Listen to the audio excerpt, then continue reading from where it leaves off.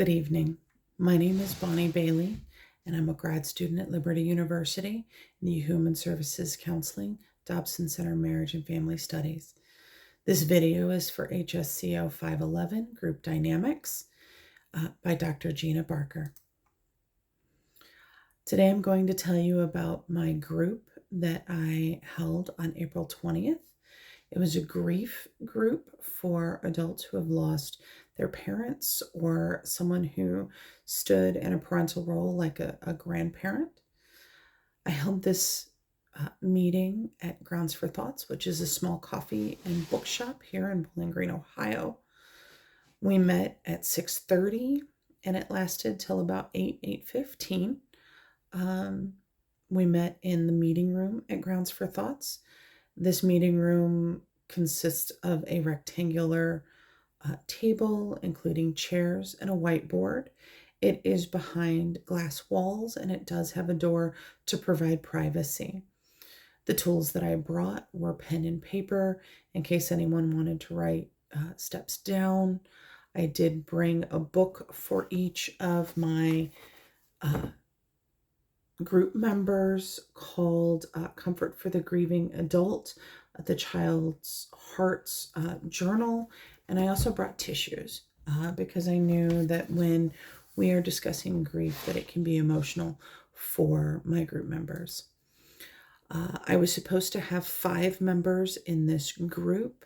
Unfortunately, one of my members was unable to make it, so I did have 3 members, 3 females that made it to the group, ranging from ages 41 to 43, and one of my male friends who is 26.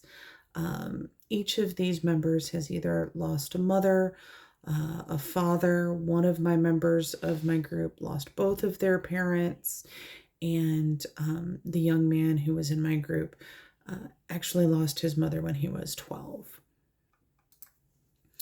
It was important to me that I did this group because I just lost my mother in October, and the isolation that you feel after losing a family member is crushing. It's very lonely and it's very inundating, and I wanted to make sure that I was able to bring a group together that could encourage each other and talk about those losses and show that we're not as alone as we think we are. So I wanted to make sure that we could share some information, some self-help things that we've done for ourselves, like meditating or physical endurance, such as running or working out at the gym or eating better or talking to someone. The grief groups that are available through many of the hospice centers, through community mental health, getting together and talking about grief as we did this week, making sure that we're reaching out to each other. The beginning stage of this group was a little difficult because me and 3 of the girls that came to the group, we went to high school together.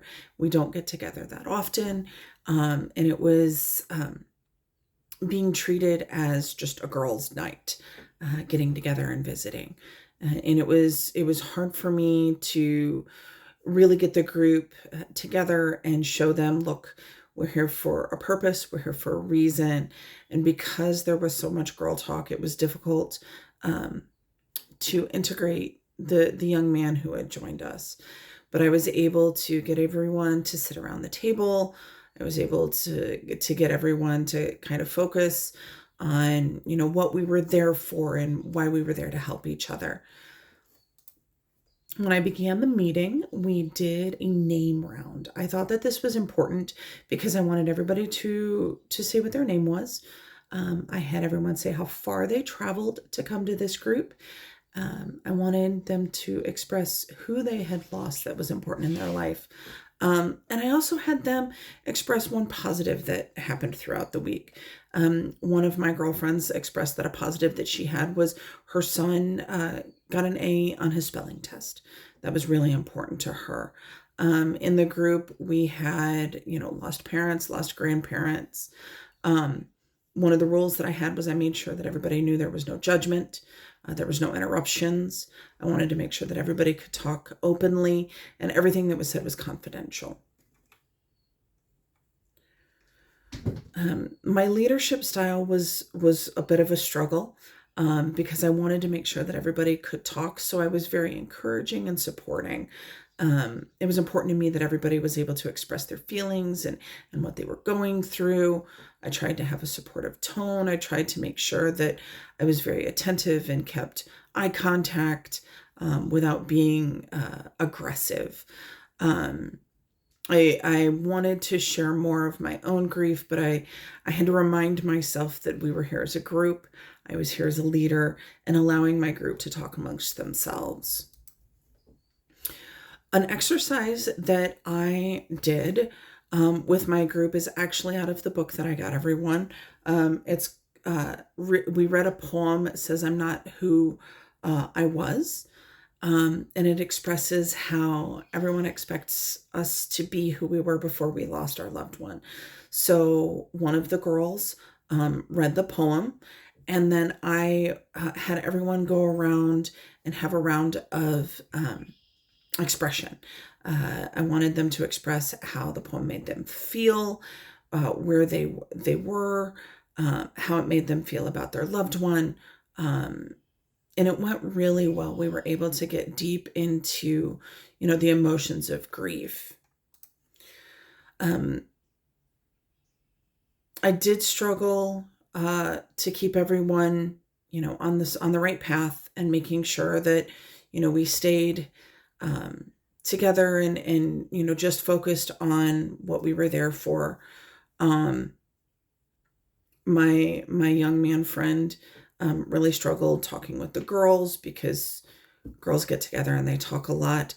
And unfortunately, I had an incident where one of the females actually interrupted the young man who had joined us, and I had to cut her off and remind her that we were being respectful, and allow,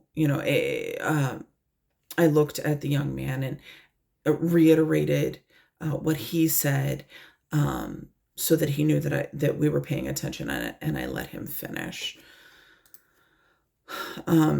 It was difficult to hold my own grief. I found that this group was a lot more emotionally turmoil for myself in holding a leadership role, because it was too close to home, which is probably something that I should have thought about when I was planning a group. That maybe this should have been a group that I would attend versus leading. But listening to everyone's comments and encouragements, and it was really helpful for everyone. For the closing, I had everyone do a comment round of appreciation. I wanted all of the members to just kind of give a thanks to everyone who traveled to come to our group, and give them that opportunity to just encourage them. I had each member express one thing that they were going to do for themselves. One of my members stated that she was going to continue running. Another one, two of my members are actually going to get together weekly for coffee. And then we actually ended in prayer, because I wanted us to pray over everyone. And, we ended in that prayer. Some positives that went really, really well was we were able to engage. Even though there were just 5 of us, we were able to help each other. I was able to keep eye contact with my group. I was able to speak clearly. I was able to, respectfully cut off a member when, they had interrupted someone, and continue to keep the group going. The exercises went very well. They opened up communication. Rounds were good to keep, introductions well and going. Negatives is I wouldn't do another group with friends. It's too personal. I do need to find a stronger control of my own emotions, and my organization could have been much better. I want to end with Lamentations 3:32 and 33.